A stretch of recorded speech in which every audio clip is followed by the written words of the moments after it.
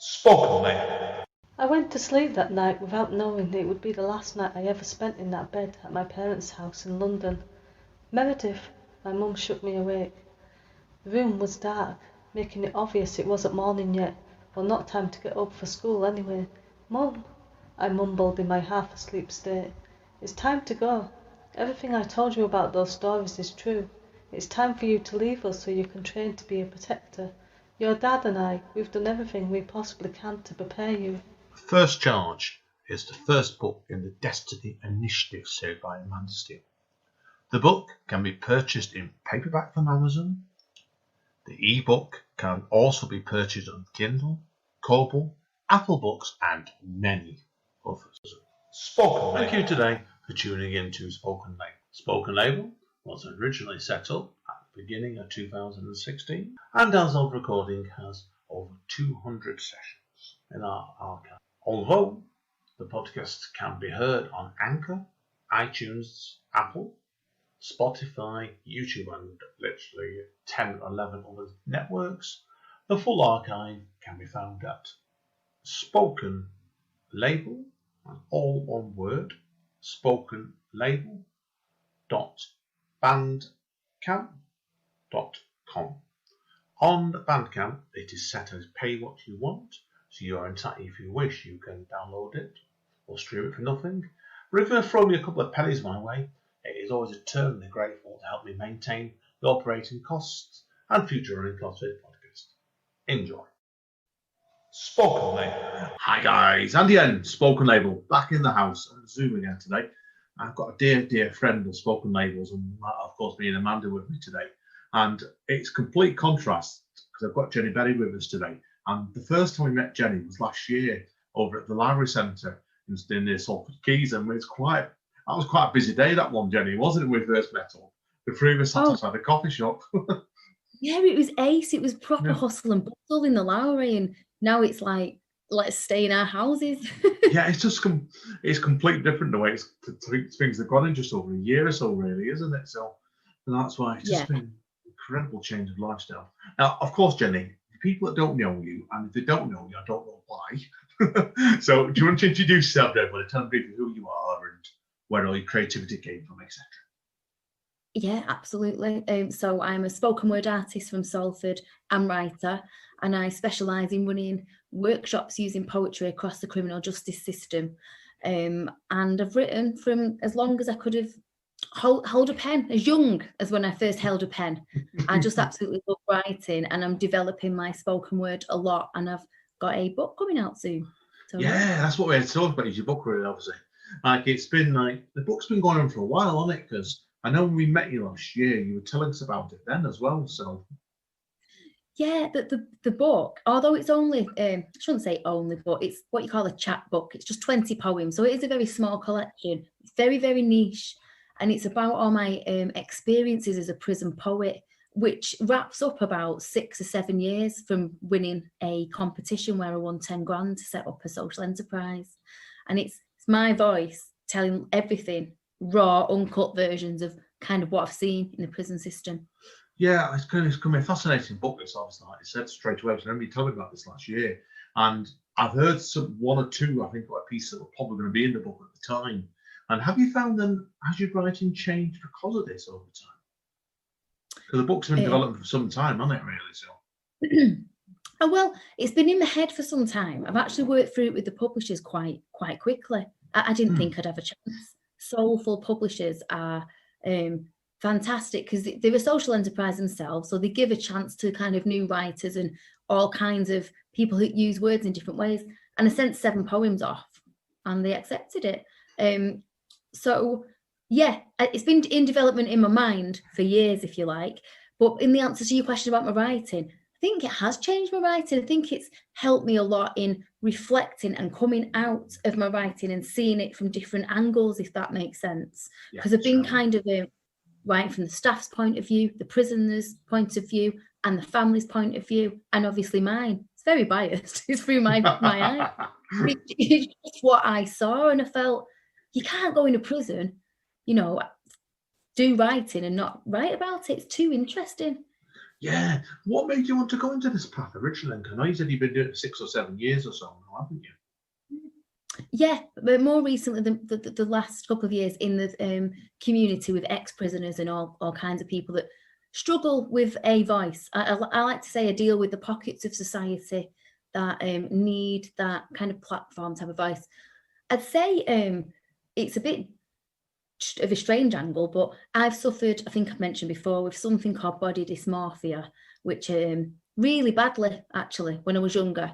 And that's they call it imagined ugliness. It's just where you're very unhappy with the way you look, and if I say I had a spot on my face, I'd see it 10 times bigger than what it was. But it was quite bad. But poetry's helped me massively with that. And I was a really shy girl. Then I went into a really gobby girl, and I think I've evened out somehow.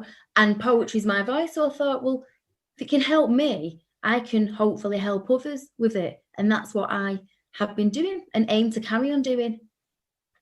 Brilliant, Stefan. That's great, because like I said, it's like when you obviously go and when you're doing your workshops in prisons, how does this, well, obviously I don't want to give security details away. Do you run it like a normal workshop, or do you have to approach it different ways, do you, for the people? So run it like a workshop, but you've got to be careful when you're going into places where there is a lot of sensitivity around mental health, because there's loads of poets and loads of fantastic artists that go into prisons, and that's fantastic, helping people express themselves. But with writing, there is a difference between writing for well-being and creative writing. And I'm not going to go on about the research and stuff, but there is a difference, because for an example, you have a load of inmates who may be feeling suicidal. It might seem quite obvious not to go and do a haiku on suicide, but what you take in there, you know, you have to learn to close down the session, open it up, shut down conversation. So say if you were an inmate now, Andy, and you could see it was triggering you, and it was telling you're coming up with something about your family, then you have to know how to shut that down safely and make sure that they go and see a counsellor after. Or so I'd say, yeah, they are run differently with much more caution, because you're dealing with people's mental health. Yeah, completely with that. So, and it's obviously now the book's coming out now then, so do you have any sort of ideas of where you're going to go for the promotional wise of this, where it's been in lockdown? Emotional? No, promotional. Promotional. Oh, yeah. Not emotional. I'm just going to cry. Bear with me. We're making fun of each other cry. It has been emotional. It's quite emotional. Yeah. It's my very first book, you know. Promoting, yes, I'm having a book launch, which will have taken place by the time this podcast comes out. But on the 2nd of January, I'm having an online book launch. You'll see snippets of promotions and me reading stuff over my social media. But when life resumes, whenever that will be, I'm going to go and do some book launches in pubs and things like that. Yeah, it's going to be, I think it'll be a fascinating topic for you to take out to the world, this. And like, obviously, it's quite a niche market, isn't it? I think it's going to be quite an informative book for people as well as not just an entertaining book, so it's crossing over straight away. Yeah, absolutely. I mean, with the work I do and you do and writers do, especially when you perform, I feel like I am a kind of tap dancing in between mental health and entertainment, because sometimes I'll get a commission like I did recently for Suicide Bereavement UK, which was fantastic. I opened and closed the conference, which was an honour. Was that the thing that appeared on in North Manchester FM? It was that Bruce program, wasn't it? Manchester, yeah, All FM, yeah. Yeah, and that's an annual conference for people bereaved by suicide, but there's massive amounts of academic research. I mean, I was sat in a room with, distantly obviously, with very, very academic people. I was there to like soften the blow, I think, of the research. You know, I was the least intelligent in that room. But the point is, I go into these different areas, and poetry is my voice, and I like to use it as often as I can, but I am kind of in between mental health and entertainment. So with the book, I hope to inform people, but bring entertainment with it too, because there's so much stigma around prisoners, and it's just that debatable area that always doesn't really shift. It evolves within the law and the criminal system, but still everyone's thinking needs shifting a little bit more, I'd say. Yeah, straight away. So what's the plans then for this reading, obviously, that we're going to just miss then? on the 2nd of January then. So is it going to be like you and a few, you've got support acts to lined up as well, have you? Well, I've not at this stage. I'm planning it, so you'll get the link. On, you know, if you're bored enough on the 2nd of January, you and Amanda, you know, come and sit in. It's completely free. Come and laugh at me. Hopefully, so each chapter, there's only 5. I've got prisoners to design artwork, and I'm presenting that in the book. Yeah, so I had 4 prisons working on it, and prisoners entered their artwork, and I chose which matched my words the best. It wasn't a competition, as in like who's the best, because who the hell am I to judge artwork? I'm no one. And also, I don't like the word competition in prisons, because it's art shouldn't be a competition in that area. It's to express yourself, and I wouldn't want anyone to lack the confidence. So what's happening is everyone which did submit artwork is being exhibited inside the Ark outside Manchester Prison, which is a recovery centre which I'm working with at the moment. So when, you know, life gets back to normal, we're having an exhibition to see all their artwork anyway, even if it didn't go in the book. Brilliant. That's great. I had a great idea that way, and you give them the encouragement to keep on with it, even if it's not suitable for the book. It encourages them to keep going. Yeah, perfect. But on the night, I'm hopefully during this process, I won't say any names yet, even though this will go out in the future, which is so strange. No. Yeah, it's brilliant, isn't it? Yeah. Only we could do that. Yeah, sure. One of the inmates was released during this process, so I'm hoping that he'll be saying a few words on the night about his creative process in creating his artwork. Oh, that's an excellent idea straight away then. So good luck with it, definitely. So, and let's hope then, obviously, after lockdown, we can actually get you to go and do a lot of live readings and pub or some venue, then, can't we? So hopefully, yeah. I like to bring the inside out, as I like to call it. That's a good way of putting it. Definitely, you can do a book title on Inside Out. Definitely, I'm giving you ideas today. Do you have any more poetry collections on the go, or any more projects you can talk about coming up? So poetry collections, not currently. I'm writing different things for usually. Over lockdown, I've written things for commissions, and I've run lots of workshops over Zoom, things like that. My time's been taken, but I have been script writing a lot over the past couple of years, actually. And I've got a writing partner in television. Stephen Lord is a Salford actor. Cool. And he's absolutely fantastic. And I'm, really lucky and honoured to be working with him. It's dead funny because he saw me perform a poem in 2013 on Eccles Precinct. Wow. And yeah, and I was shaking, and I was literally, I know no one can see me, but it's like one of your first ones. Yeah. And you've got the paper covering your head. Oh, and you don't even, and he asked me to come up to me and said, "You've got really good wordplay. Would you ever be interested in, having a go writing a radio play?" And at the time I thought, oh God, I didn't feel confident enough. And anyway, nothing happened. And then we bumped into each other, and him and his lovely wife, Elaine Cassidy, who's also an actress, at a kids' party with our kids. Brilliant. And then that's how that kind of evolved. And, there was a production company at one point wanted to try and do a programme on my prison work. That didn't happen. But we have written quite a few scripts, and people have looked at them and positive feedback from them. So hopefully I might have some news in the later this year, 2021. I'm talking to the future right now. Crossed, because that'll be your third podcast for Spoken Label, and we'll get you on when you've sold your first script for millions of pounds to Hollywood. As well, actually, which I can't talk about, and that's had great feedback too. Well, fingers crossed, and definitely so. But I want to ask you, obviously, because I know you've done a lot of workshops over time and writing workshops. I've done for years of them. How's the experience on Zoom been to comparing it in real life? Yeah, very strange, isn't it? Yeah, it's weird. It is weird. So the ones I've done are for theatre companies. One was for a couple I've done is for disabled actors. So it was different to the prisoners. So I didn't have to be as safeguarding mind on. But one positive is people who are not that confident, they can mute the mic and still attend. Obviously, the energies are not the same. But I was quite pleasantly surprised in how many I've done, and they were quite successful for the Zoom times, if that makes sense. Yeah. Nothing better than being in a room together and launching beanbags at each other, because that's what I do as a warm-up. But for now, it's okayable, if that makes sense. Yeah, I agree. Do you think that? Yeah, I do, because I've been, already I've been running a workshop now since March on a fortnightly basis. That began off as a one-off.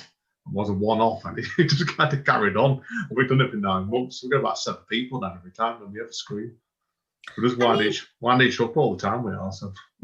Yeah, it kind of gives it a more relaxed feel as well, in a way. Yeah. Doesn't it? And you don't say it saves on costs. There's all that kind of thing. Yeah, depending on what you drink, man, you join. That's when the things change. Yeah. So we did one a bit back. I'm not going to name the lady, but she got absolutely K-lined on alcohol. That's brilliant. She had 3 glasses of white wine and 2 of red, and woke up at 5 o'clock in the morning with a right bed. I didn't remember writing out the 5 pieces for them. I didn't remember 4 of them. No way. That's fantastic. Does she perform as well? Oh yeah. I'll tell you off mic who she is. I'm not shaming her on a public forum. I'd quite like to attend a poetry or online Zoom where you have to drink. Oh, come to ours and there's plenty of that. Criteria, and you have to produce a poem and perform pissed. I'd like that. We'll talk about off mic and that in a minute, definitely. Okay. Right, what we're going to do, we'll conclude this bit now, and we're going to get you to a few poetries in the second half. Okay, as I always say, Jenny, if people want to find out more about you, where are the best going? So, at JBerry Twitter, at JBerry Poetry on Twitter, on my website, jennyberry.co.uk. Yeah, and if people want to get hold of your book, you'll be able to get it on all the usual places, and won't miss it when it comes out. Absolutely, Amazon, and put all the links on my social media. Yes. Perfect. Definitely. Okay. We'll take a quick break, everybody. Hang around because Jenny's great. I always love hearing her poetry. So stay safe and stay over. We'll see you. Spoken, mate. Hi guys, it's Andy. We're still with Jenny, and we've got a special guest now come to join us for the poetry section. Who's the special guest? It's me. And who's me? It's Amanda. Yeah, I'll try not to talk more than a minute because my voice being so horrible. That's a private joke that will come off, all right? But anyway, it's over to Jenny, seriously. And I know Jenny's got 4 poems for us today, Jenny. Go for it, my friend. Thank you. Okay. So the first one is called I Think. And it came up from working with young fathers in prison when we projected our thoughts into thinking through a child's eyes, basically. So I'll go straight into it. I think. Me mum's in the big house. I think it's dead posh. Me mum's doing bird. I think she's going to be a vet. Me mum's in the slammer. I think she's doing battle raps. Me mum's in a cell. I think it's like a cellar. Me mum went off the rails. I think she was on a train. Me mum's doing time. I think she's learning about clocks. Me mum's doing a stretch. I think she's learning yoga. Me mum's being taught a lesson. I think she's being a teacher. Me mum's got given a cat C. I think she prefers dogs.